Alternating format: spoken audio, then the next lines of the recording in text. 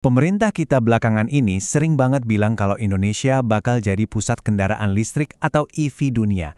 Terus kalau kalian perhatiin, emiten-emiten yang bawa embel-embel EV ini kan makin banyak bermunculan di bursa kita. Nah, pertanyaannya sekarang, ini beneran peluang investasi yang super solid dan menjanjikan atau ujung-ujungnya cuma hype doang yang malah jadi jebakan Batman buat portofolio kita? Di sesi bedah materi kali ini, gue bakal kupas tuntas semuanya. Faktual, komprehensif, dan pastinya gampang dicerna. Dengan makin gampangnya kita nemuin saham-saham ekosistem kendaraan listrik yang baru listing, kita jelas butuh kacamata analis nih. Kita harus bisa misahin mana emiten yang beneran punya fundamental kuat dan bakal terus tumbuh, dan mana yang sekedar numpang sentimen sesaat biar sahamnya naik. Buat bedah hari ini, kita punya 5 agenda utama nih. Kita bakal mulai dari ambisi EV 2045 Indonesia, terus ngebongkar rantai nilainya, mapping pemain-pemain sahamnya, ngebahas kejutan di regulasi 2026, dan terakhir, ngelihat apa aja katalis sama risikonya. Yuk, langsung aja kita mulai. Bagian pertama, peta besar. Sebenarnya Indonesia ini arahnya mau kemana sih? Ini bukan sekedar soal merakit mobil listrik loh, tapi soal gimana Indonesia mau ngontrol rantai nilai energi dunia. Bayangin ya, 13 juta. Pemerintah kita udah pasang target masif banget buat punya 13 juta motor listrik yang warawiri di jalanan pada tahun 2030 nanti. Tujuannya jelas, buat ngurangin ketergantungan kita sama impor BBM yang boncos, sekaligus ngejar target net zero emission di tahun 2060. Ini visi yang penuh harapan banget buat masa depan transisi energi kita.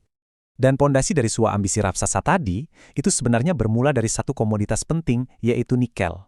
Indonesia tuh punya cadangan nikel laterite terbesar di dunia, dan dominasi kita dalam teknologi pengolahan HPAL ngasih kita keunggulan absolut di sektor hulu.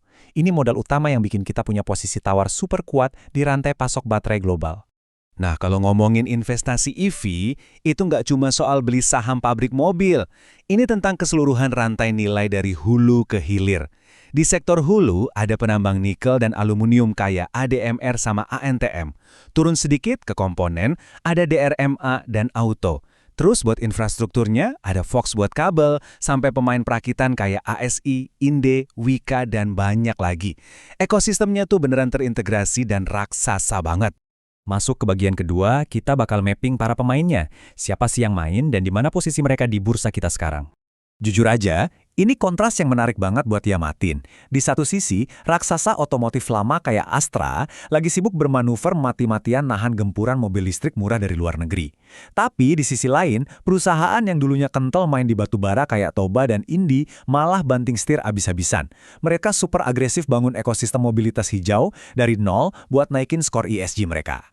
Kalau kalian lagi nyusun watchlist saham, perhatiin spesialisasi tiap emiten. Jangan melulu fokus ke penjual mobilnya aja. Coba lirik produsen komponen presisi kayak DRMA atau Fox yang jadi kunci di infrastruktur kabel smart grid. Ada juga Laba yang baru dapat kontrak puluhan miliar buat ngerakit baterai pack. Dan KRIA yang ikutan akuisisi pemain motor listrik Echego.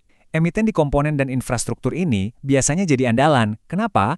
Ya karena apapun merek motor atau mobil yang laku, onderdil sama kelistrikannya kan tetap nyarinya ke mereka, bener nggak? Biar kebayang seberapa pesat progresnya di lapangan, coba pikirin deh. Elektrum hasil patungan Toba itu udah ngoperasiin lebih dari 370 stasiun penukaran baterai cuma di wilayah Jakarta doang. Dan melayani ribuan motor listrik setiap harinya. Ini bukti telak kalau pertumbuhan ekosistem EV kita tuh beneran nyata. Jalan di aspal, bukan cuma obrolan manis di atas kertas presentasi. Oke, sekarang kita masuk ke bagian ketiga. Ini krusial banget soal kejutan regulasi di tahun 2026 yang hukumnya wajib dipantau sama investor. Perhatiin timeline krusial ini ya, sebelum Desember 2025, mobil listrik yang diimpor utuh dari luar atau CBU itu masih enak banget posisinya. Mereka bebas bea masuk dan PPNBM-nya ditanggung pemerintah. Tapi begitu masuk Januari 2026, era bulan madunya kelar, insentif buat CBU ini bakal di-stop. Dan pabrikan diwajibkan beralih ke perakitan lokal kalau mau tetap dapat diskon pajak. Ditambah lagi, bakal ada aturan ketat soal volume balancing. Kasarnya gini, kalau lu impor 1 unit, lu harus produksi lokal 1 unit juga. Jadi udah nggak bisa tuh cuma numpang jualan doang. Terus efeknya apa dong buat portofolio kita? Perusahaan yang main aman jadi murni distributor kayak Imas dan Turi atau merek yang masih 100% impor utuh kayak BID bakal rentan banget kena tekanan margin. Soalnya harga jual mereka otomatis bisa melompat tajam. Sebaliknya, Emiten yang udah ngunci posisi di produksi lokal dari sekarang, kayak SLIS, NFCX dengan voltanya, atau pemasok bahan baku kayak ADMR, bakal nikmatin keuntungan jangka panjang yang masif banget. Di bagian keempat ini, kita bakal nimbang-nimbang antara katalis positif yang bikin cuan, ngelawan risiko-risiko sistemik yang membayangi. Kabar baiknya, dorongan dari sisi pemerintah tuh kuat banget. Serius, ada subsidi langsung 7 juta rupiah buat pembelian motor listrik. Terus lagi, ada wacana buat perluasan subsidi ke semua model EV, plus target nyetak hampir 6 ribuan stasiun pengisian atau SPKLU tingkat nasional di 2025. Aturan soal tingkat kandungan dalam negeri atau TKDN juga jelas-jelas melindungi pemain domestik, belum lagi kepastian permintaan raksasa dari korporasi, misalnya komitmen Goto yang nargetin armada mereka 100% EV di tahun 2030. Demand-nya udah dikunci. Tapi tetap dong, kita harus rasional dan selalu waspada sama resikonya. Bakal ada potensi gap yang bahaya pas kebijakan 2026 nanti berlaku, di mana keran impor di stop mendadak tapi kapasitas pabrik lokalnya belum siap sepenuhnya. Infrastruktur di luar Pulau Jawa juga jujur aja masih jomplang banget. Terus, standarisasi baterai nasional masih belum 100% mulus penerapannya di lapangan. Dan pastinya, hegemoni merek-merek asing bisa makin nekan profit atau margin distributor lokal kita.